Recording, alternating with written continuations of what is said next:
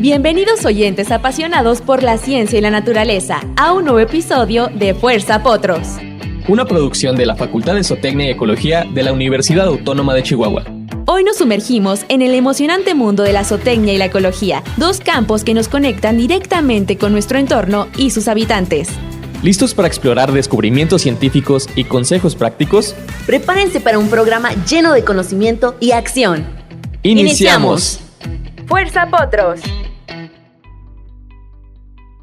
Hola, ¿qué tal amigos de Radio Universidad? Este es su programa Fuerza Potros, el programa de la Facultad de Zootecnia y Ecología. Mandamos saludos a la gente que nos escucha por radio en el 88.1 aquí en Chihuahua. También a los que nos escuchan en Cuauhtémoc, Parral, Delicias, muchas gracias, saludos a todos ustedes. Y a la gente que nos ve por YouTube, muchas gracias. Y a todos ustedes sus comentarios, su preferencia, como siempre, agradecemos que esté aquí con nosotros. Y bueno, programa de lujo, porque siempre tenemos invitados de lujo. Y pues hoy nos acompaña el doctor Jesús Fernández. Doctor, buenos días. Hola Andrés, muchas gracias por la invitación, muy buen día, muy contento de estar aquí. Ya teníamos rato que no nos visitaba en el programa, pero porque anda bien ocupado. Así es, efectivamente, estuvimos batallando desde el semestre pasado para lograr coincidir en una fecha, pero finalmente lo hemos logrado. Oye, pero digo que andaba muy ocupado porque, pues, de lo que queremos, bueno, tenemos muchos temas pendientes de tantas cosas que hacemos. Pero bueno, antes de empezar con los temas, vamos platicando un poco acerca de la formación. ¿Dónde estudió la licenciatura? Sí, claro que sí. Yo soy originario del estado de Tlaxcala, allá del centro de la República. Que sí existe. Que sí existe, efectivamente, claro que sí. y estudié mi licenciatura en la Universidad Autónoma de Tlaxcala. Es licenciatura en biología. Posteriormente me moví a la Ciudad de México, al Instituto de Biología, a estudiar mi maestría. Y eventualmente me moví para Louisiana State University, donde hice mis estudios de doctorado durante 6.5 años. ¿En licenciatura hubo un tema en específico que trabajaban, ¿no? Sí, definitivamente. Cuando estuve en la licenciatura fue cuando comencé a trabajar con animales realmente. Mi tesis, por ejemplo, fue con diversidad y abundancia de pájaros allá en Tlaxcala. Ese trabajo eventualmente se publicó en un capítulo de un libro. Es que la biología es gigante, ¿no? Entonces irse a un área tan específica. Desde ahí ya trabajamos con aves. Sí, desde la biología, la ecología, obviamente son campos enormes, hay espacio para todos, y sí, yo elegí desde entonces trabajar con diferentes aspectos de animales, ¿no? Empecé con los pájaros y ya para la maestría me moví a mamíferos. Uh-huh. Actualmente es con lo que trabajo, con mamíferos silvestres. En el doctorado también, sí, hicimos un poquito ahí de secuenciación de ADN de serpientes de cascabel, de zonas desérticas, pero principalmente con mamíferos pequeños, medianos, de conejo para abajo, más o menos. Ok.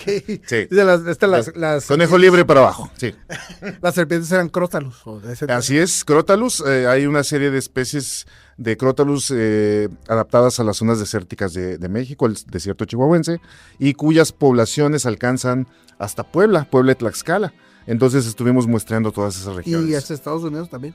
Claro que sí, hacia Estados Unidos también, siguiendo la distribución del desierto chihuahuense. Sí, porque decimos los animales no conocen fronteras, ¿no? Eso es correcto, es un tema muy, muy controversial porque sabemos que con los vecinos, ¿verdad? Con los Estados Unidos tenemos una serie de ¿cómo llamarlo? De legislación que no permite o que han estado motivando que se forme los famosos muros, ¿verdad? Uh-huh. Que está impidiendo el movimiento libre de no solamente de seres humanos, sino también de animales, principalmente, ¿no? Animales medianos y grandes. Sí, por ejemplo, en mi desconocimiento del tema, las aves pues se mueven y no importa el muro, pero ¿qué pasa con los mamíferos o los de arrastre, ¿no? Serpientes, claro, reptiles, todo eso? Sí, yo he tenido la oportunidad de ver algunas partes del muro y sí hay como espacios donde pueden moverse pues ratones, ratas, serpientes, lagartijas, cosas como esas, e incluso pájaros que son buenos volando, pero hay algunas especies de pájaro que no son buenos. Uh-huh. Por ejemplo, las codornices,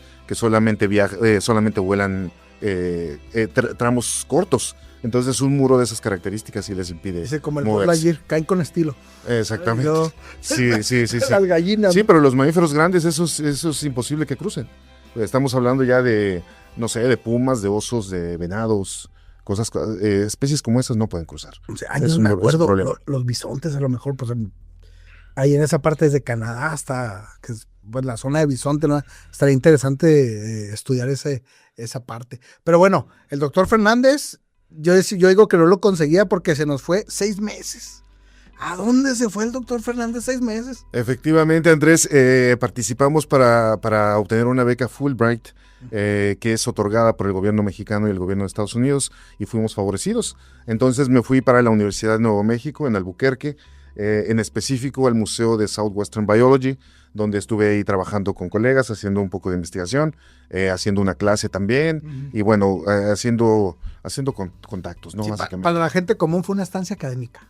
Así es, una estancia académica. Bien, qué bueno que lo aclaras, sí, efectivamente. Dedicado básicamente a cuestiones como la enseñanza y la investigación. Sí, en el mundo académico se dice que es un maestro invitado. Correcto. Va a la universidad un maestro invitado, participa 6 meses, hacen trabajo de investigación, hacen trabajo académico, pues, todo lo que se pueda hacer, ¿no? Todo lo que podamos aprovechar de esa beca. Sí, efectivamente, fueron solamente 6 meses, pero traté de aprovecharlos al máximo, ¿verdad? Haciendo las conexiones, los contactos con los colegas ahí de Nuevo México y de otras universidades de la región, pero también para nuestra institución. Traemos por ahí un proyectito grande relacionado con un museo de biodiversidad. Ese proyecto ya lo habíamos platicado aquí con las autoridades de mi facultad, pero también lo planteé allá, y como esta gente trabajan en el Museo de Southwestern Biology, uno de los más grandes en Estados Unidos. Entonces ellos me dieron muy buena asesoría, están colaborando con nosotros, entonces pues estamos trabajando en eso, junto con la Universidad Autónoma de Chihuahua, obviamente. Y de ahí no sé si fue hace poco una presentación de un libro donde participaste en un capítulo. Sí, efectivamente, fíjate que ese fueron 2 capítulos. Esto pertenece a una obra que se llama Los mamíferos, no me acuerdo bien, pero es Los mamíferos silvestres de cada estado de la República. Entonces a mí me tocó escribir con colaboradores, obviamente, el capítulo de Tlaxcala, el de Coahuila y el de Chihuahua. Entonces sí, recientemente tuvimos una presentación de esos capítulos, donde nos acompañaron algunas autoridades de la universidad, gente de la UNAM, gente de la Universidad Autónoma de Guanajuato, de Profauna, el doctor Lafón estuvo con nosotros, entre otras personas. Sí, donde lo presentamos y tratamos de hacer partícipes a los asistentes de la importancia de este grupo de animales, ¿no? En nuestra vida diaria. Sí, es que, perdón, iba a decir, independientemente de los hallazgos, ¿no? La importancia que tiene, porque no la tomamos en cuenta. Somos gente de ciudad y a veces no vemos a esa fauna, ¿no? Silvestre, que es muy importante. Efectivamente, la última vez hay a grandes rasgos, hay 3 listados para los mamíferos de Chihuahua. El primero aparece en 1970, lo escribe el Dr. Anderson del American Museum of Natural History. Después escriben uno por ahí por 2010, gente del Instituto Politécnico Nacional de Durango, y nosotros aportamos ahora en 2025, con puros autores básicamente de aquí, del estado, de la UACH o de Profauna. ¿Y qué hallazgos o qué diferencia hay entre aquel de los 70s y este? Bueno, aumentamos la cantidad de especies, añadimos algunas, por ejemplo, los armadillos, que a lo mejor la gente puede decir, pues si los vemos todo el tiempo. Sí, pero no estaba documentado en literatura científica. También añadimos algunos murciélagos, algunas especies que no son a lo mejor muy populares ni se ven fácilmente, pero sí es ese tipo de aportaciones. Además, yo pienso que de las partes más importantes de esos capítulos es el análisis de conservación y de aprovechamiento que se hizo. Entonces logramos identificar algunas áreas de oportunidad para mejorar la parte del conocimiento, de la conservación, para hacer a los mamíferos como más mediáticos, si le queremos llamar así, ¿no? Que la gente esté consciente de todo lo que nos rodea aquí en Chihuahua. Ahorita que mencionaste al doctor Lafón, me acuerdo que él nos decía en una clase, bueno, si andamos en el campo y vemos una loba que va a atacar a otro animalito más pequeño, ¿qué hacemos? ¿Lo espantamos? ¿O no lo espantamos? Decía, bueno, es que si lo espantan, puede ser que la loba va a alimentar a su familia, o sea, cosas que no visualizamos, claro, no entendemos en su momento. Decía, la fauna silvestre hay que dejarla silvestre. Así es. Dejarla su ciclo natural.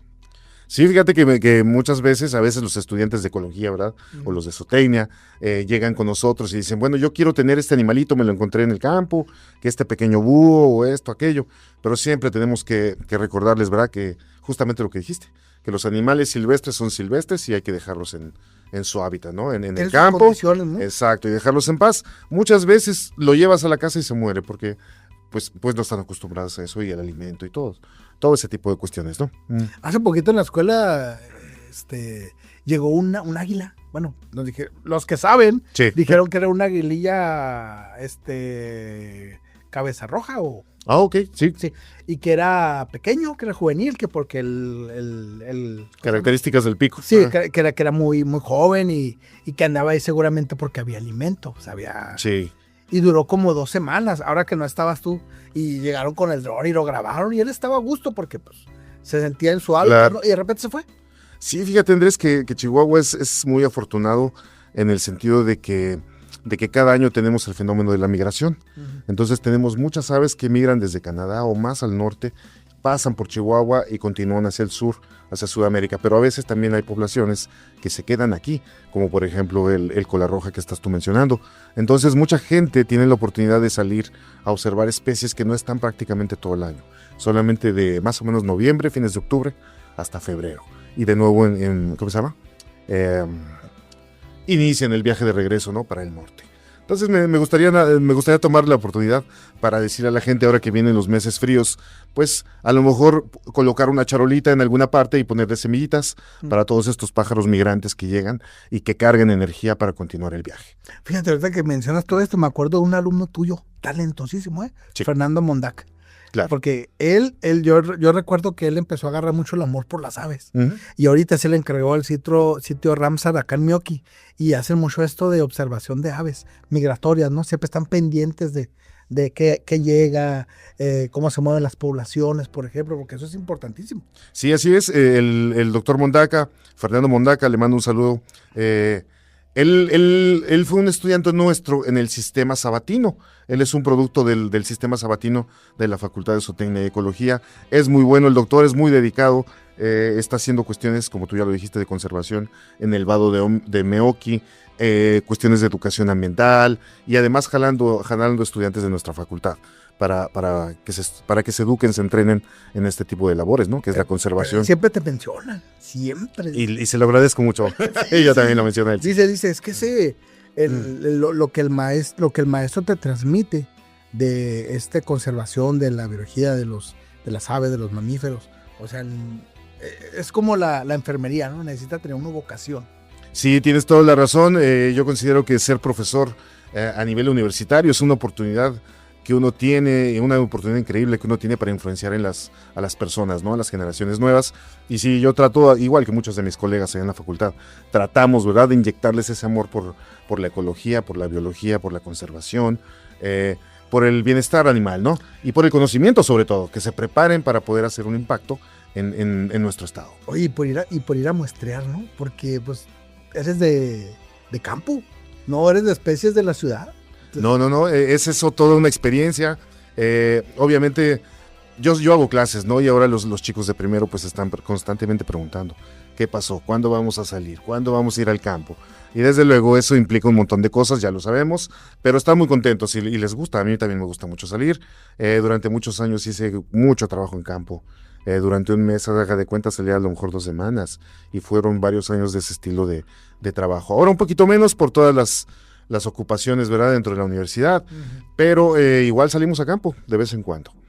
Simplemente para hacer un muestreo de roedores, ¿no? Por ejemplo, si van a Janos y se tienen que estar ahí días, horas, no sé, ponen cámaras trampa, no sé. Fíjate, ahora que mencionas Janos, me gustaría mencionar algo que estamos gestionando. A raíz de mi estancia en Estados Unidos, empezamos a trabajar en unas regiones que se llaman Islas del Cielo. Las Islas del Cielo a lo mejor no son muy conocidas o no las han escuchado mucho la gente, pero básicamente son islas de vegetación, por ejemplo, de pino-encino, en medio del desierto, son montañas aisladas. Entonces, a raíz del estudio hay unas Islas del Cielo que se llaman Sierra de San Luis, que prácticamente está en la frontera con Estados Unidos, con el estado creo que de Nuevo México y Arizona. Entonces, a través de algunos colegas hemos logrado hacer el contacto con las personas que manejan ese lugar y resulta que prácticamente no hay registros. Mucha gente cree que los lugares vírgenes o que los lugares no explorados ya no existen, pero sí existen todavía. O sea, sí hay lugares donde uno puede llegar y conocer lo que hay ahí. Entonces, en este caso, estamos planeando ir para septiembre, octubre, e ir a hacer un muestreo, una visita. Esperamos tomar un montón de fotografías y videos para compartir. Ese lugar es famoso porque prácticamente tiene algunos de los registros más al norte de jaguar, por ejemplo, de oso negro. Sí, entonces es un lugar muy interesante. Los jaguares, ya que lo estamos mencionando, originalmente se pensaba que se movían a través de la Sierra Madre Occidental, pero del lado sonorense, y que del lado de Chihuahua prácticamente no. Pero ahora, a raíz de que mucha gente tiene cámaras trampa y que nuestros alumnos ahí de la facultad han egresado, pues ponen sus cámaras trampas en sus ranchos. Y resulta que han salido varios registros de jaguar en diferentes municipios, que no voy a mencionar obviamente, pero diferentes municipios de Chihuahua. Entonces, por ahí estamos trabajando en un escrito, en un artículo, donde vamos a discutir la importancia de estas poblaciones periféricas de jaguar para su conservación. Por ejemplo, yo pensaba que el jaguar nada más era de Oaxaca, Chiapas, ¿de aquel lado? Sí, claro, sí, mucha gente lo asocia con lugares tropicales, pero sí, es un animal que tiene mucha plasticidad ambiental. Entonces, se puede adaptar a esas zonas que tú mencionaste, pero también al matorral espinoso, por ejemplo, al bosque de encino, al bosque de pino. Entonces, es un animal muy interesante. Y, por ejemplo, ¿tiene competencia con otras especies de félidos, por ejemplo, no sé, pateras? No sé, sí, por supuesto, coincide. Sí, coincide con los pumas, por ejemplo, que le llaman también león de montaña, con el gato montés, ahora con el lobo mexicano también, que es una reintroducción, ¿verdad? Aquí en el estado, y en el estado de Durango también. Entonces, son lugares muy ricos en cuanto a depredadores top, como se le llama, ¿no?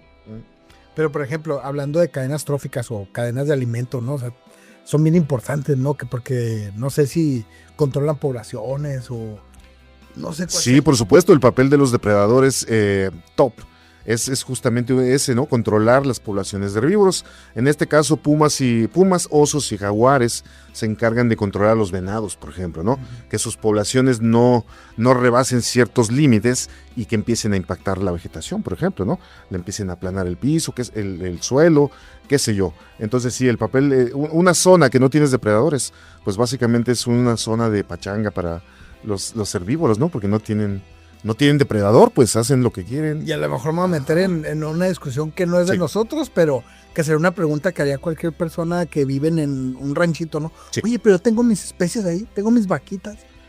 ¿Quién va a controlar esa población? ¿O va a venir alguien a querer controlar esa población? Sí, fíjate, Andrés, que ese es un problema muy frecuente aquí en Chihuahua y en Sonora. La depredación por carnívoros silvestres del ganado. Bueno, se han hecho muchos estudios, pero lo que actualmente se recomienda es que trates de no cazar los venados. Por ejemplo, si tienes tu ganado cerca de la zona de venados, trata de no ahuyentarlos para que esas presas las pueda continuar consumiendo el puma o el oso, porque prefieren comer animales silvestres que el ganado. Uh-huh. Muchas veces el problema viene porque ahuyentas completamente a los venados y solamente se quedan ahí los pumas. Sí, pues tiene hambre tiene hambre. Es el que está. Y obviamente un becerro pues es una presa fácil, ¿no? Para un animal de esos. Oye, con todo eso se me hace bien interesante, pero bien difícil no de comprender, sino de analizar, porque los animales salvajes se mueven muy rápido. Sí. Algunos no sé, me acuerdo hace un chorro en una clase me tocó ir a observar aves y decían, vamos a hacer un inventario de aves. Decía yo, ¿cómo hacemos un inventario de aves? Decía, no, pues las vamos a contar. Y luego, ¿cómo le hago? Tú no te muevas, ya te conté. Sí. Pero se cuenta la especie y a lo mejor a veces sí puedes ver poblaciones, ¿no? Pero ¿qué pasa con estos mamíferos carnívoros, depredadores, pues, que se mueven muy rápido? Fíjate que hay muchas técnicas dependiendo el grupo animal que tú quieras estudiar, ¿no? Uno de las primeras cosas que enseñamos a los chicos cuando llegan es la importancia de hacer inventarios, como tú ya mencionaste, ¿no? Saber qué hay. Una vez que tú sabes, ya puedes empezar a aprovechar, conservar lo que tú consideres, ¿no? Entonces, esa es y hay muchas técnicas para hacer eso. En específico, para los mamíferos grandes, una de las más ocurridas actualmente es el uso de cámaras trampa, ¿verdad? Entonces, son básicamente cámaras que se activan cuando se mueve un animal, o un pájaro, lo que tú quieras, y toma las fotografías. De esa manera tú tienes datos de la hora en que se movió, la hora en que pasó, la fecha, cómo estaban las condiciones. Entonces todo eso te permite más adelante modelar su distribución, ¿no? Cómo se están moviendo, para dónde, con qué frecuencia, en fin. Y se ponen de manera estratégica, ¿no? Sí, por supuesto, tiene que ser generalmente son cerca de agua, ¿no? Ajá. Porque los animales obviamente buscan el agua a una altura de 1 metro o menos para tomar todos los bichos que pasen ahí, ¿no? Entonces se puede colocar desde una, ¿verdad? O dos, a manera de de afición nada más para ver qué cosa hay, ¿no? En mi ranchito, en mi propiedad, a ver qué pasa por ahí. Pero también si tú ya lo haces de manera, digamos, un proyecto de investigación, sí ya tienes que usar 10, 15 o las que sean necesarias, ¿no? Los que tu protocolo te marquen. Sí, Sí. Lo que el presupuesto también. Sobre todo eso. Sí, sobre todo el presupuesto. Por Sí. ejemplo, tú que has estado en universidades de Estados Unidos, en el doctorado, ahora acá en la estancia, se da uno cuenta cómo hay empresas o cómo se bajan recursos Claro. hasta mundiales, ¿no? Porque hay gente que sí está interesada en conocer muchas cosas de esto de fauna. Sí, efectivamente. Mira, yo no conozco exactamente la parte, ¿cómo decir? La parte administrativa, cómo lo hacen ellos. Pero sí, definitivamente muchas empresas allá deciden invertir en la investigación, apoyar proyectos. Por ejemplo, hay algunas empresas que tienen que ver, no sé, con cuestiones químicas, por ejemplo. Entonces, ellos lo que hacen, pues, es apoyar a lo mejor estudios de estudiantes de químicas, de biología, para ver qué efecto tienen a lo mejor sus desechos en los bichos, ¿no? Entonces, de alguna manera, ellos, pues, están tratando, digamos, de remediar o de aportar conocimiento a esos problemas que ellos generan, ¿no? Sí, o de reducir a lo mejor su huella ecológica de otra forma. Eso No es. lo puedo hacer en mi proceso, pero a lo mejor lo puedo hacer apoyando otros proyectos de investigación que sí apoyan. Claro, efectivamente. Yo tengo entendido que aquí en México también hay empresas que hacen ese apoyo. Desconozco realmente el mecanismo, pero creo que también lo hacen algunas. Entonces, pues, ahora que volví, también andamos buscando ese tipo de apoyos para algunos proyectos para el futuro aquí en el estado. Bueno, pero antes de irte, pues tenías proyectos y algunos los pausaste, algunos continuaron y ahorita hay proyectos nuevos. ¿Cuáles son esos? Sí. Fíjate que ahorita en donde me estoy centrando mucho es en la parte de las Islas del Cielo. Ok. Porque básicamente aquí en México ha habido pocos estudiantes, pocos profesores y estudiantes que les han hecho caso. Entonces, fíjate que en México tenemos 2 grandes hotspots de biodiversidad, o sea, lugares donde hay muchísimas especies. El primero es Mesoamérica, que básicamente es del centro de la República hacia el sur. Entonces, pues ya se imaginarán, la mayoría de profesores y estudiantes de UNAM, de Politécnico, se mueven hacia esa zona. Y el segundo hotspot es aquí en el norte, en la Sierra Madre Occidental y las Islas del Cielo, que han estado básicamente abandonadas. Entonces, estoy trabajando muchísimo con ese proyecto y también unos proyectos de conservación de un carnívoro mediano que se llama tlalcoyote, o le llaman tejón. Es un bicho achaparrado que vive en las zonas desérticas de Chihuahua y que prácticamente no se conoce. Entonces he logrado meter ahí un par de estudiantes y estamos preparando un par de articulitos. Entonces, sobre todo estamos trabajando con eso y la conservación y un poco de parasitología y enfermedades infecciosas con roedores sobre todo. Es que hace mucho, o sea, es que cuando dijiste el tejón me acordé, porque hace muchos años nos compartieron una enciclopedia donde venían cuando llegaron los primeros habitantes a Chihuahua y qué animales encontraron. Y era armadillo, zorrillo y tejón. Sí, claro. Caray, qué curioso. No, el tejón es un animal típico de los pastizales y las zonas desérticas de Norteamérica. De Norteamérica, porque su distribución viene desde Canadá hasta Puebla, básicamente. Entonces, sí, es un animal, es un ejemplo de lo que vive en esas regiones. Y se caracteriza porque rasca, hace madrigueras, saca a las especies de las que se alimenta, tiene las garras largas, es un animal muy fiero. A lo mejor habrán visto videos de estos del honey badger, que es muy violento y que no se deja de nadie, pues hagan de cuenta que tenemos una especie de honey badger aquí en las zonas desérticas de Chihuahua. Una vez un productor de gallinas, bueno, él tenía gallinas de postura y tenía huevo y puso una cámara trampa y llegaban zorrillos y tejones. Sí, claro. Sí, les encanta ahora sí que les encanta el huevo. Pero sí. decía el maestro que estaba revisando eso, decía que era más efectivo para cazar el tejón que el zorrillo. Sí, lo curioso de los tejones, y hay videos que respaldan esto que te voy a decir, suelen cazar con los coyotes, andan en equipo. Haz de cuenta que se mueven juntos y básicamente el tejón empieza a rascar en la madriguera y el coyote está atendiendo algunas de las salidas. Entonces, del lado que salga la ardilla, ese es el ganón. Si sale del lado del coyote, pues bueno, ganó él. Si sale del tejón, pues el tejón. Pero está muy documentado esa asociación. Allá en TCH, en el rancho de la facultad, hemos puesto cámaras trampa y hemos visto la secuencia. Haz de cuenta, a la 1 de la mañana pasa el coyote, a las 2 de la mañana pasa la zorra, a las 3 pasa el zorrillo, haz de cuenta que se van siguiendo. Entonces está documentado que muchas veces están asociadas esas 3 especies. Va el coyote por delante, moviendo todo, moviendo el pasto, y los demás se van alimentando de los ratoncitos o lo que vaya saliendo. Bien interesante. Oye, ¿qué Sí, y en nuestro rancho, Ajá. allá en el municipio de Namiquipa, ese rancho lo maneja la facultad. Y por ejemplo, de zootecnia y estas ecología. especies no sé, o sea, por ejemplo, un coyote no se come un tejón. No. Bueno, posiblemente si está muerto el bicho lo va a carroñar, ¿verdad? Sí, se lo claro. va a alimentar. Pero no, yo por lo menos no tengo noticia de que se los coman. Probablemente agarren a los juveniles, ¿no? Si pueden comerse un juvenil, pues sí lo van a hacer. Pero no hay filmaciones, por lo menos que yo haya visto, donde haya una interacción agresiva, donde estén peleando, tratando de depredarse el uno al otro. Más bien es cooperación. Qué bonito, ¿no? Porque decimos nosotros, bueno, entre nosotros puede haber cooperación porque lo platicamos. Claro. ¿Qué pasa con las especies que a veces no platican?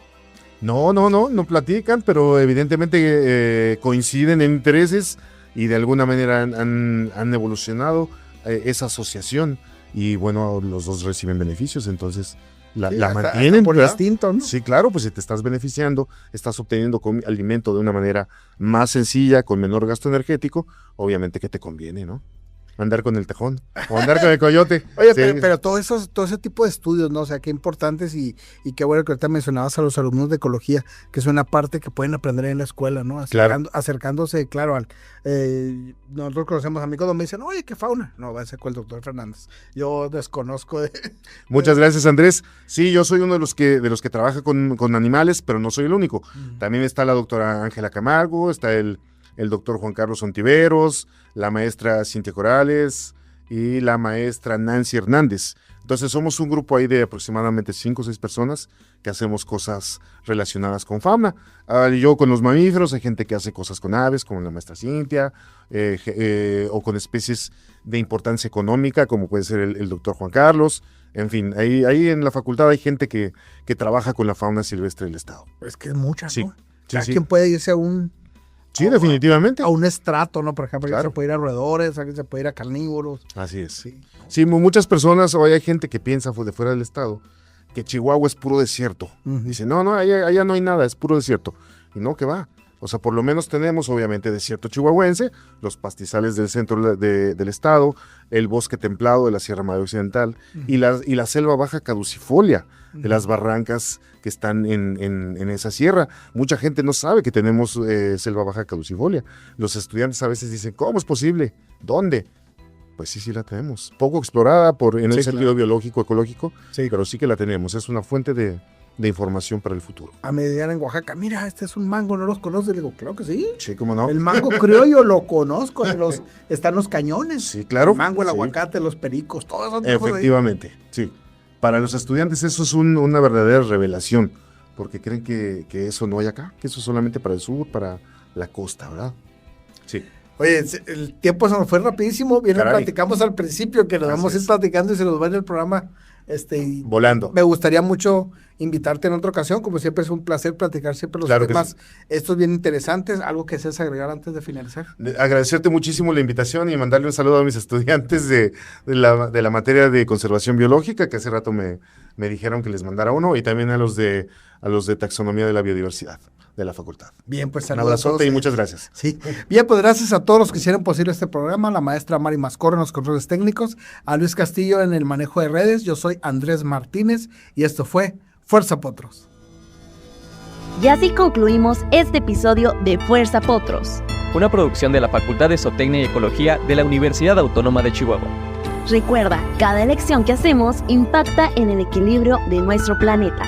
Nos escuchamos en el próximo episodio con más ciencia en zootecnia y ecología. Sigue en sintonía. Aprender investigando es afirmar sabiendo. Fuerza Potros.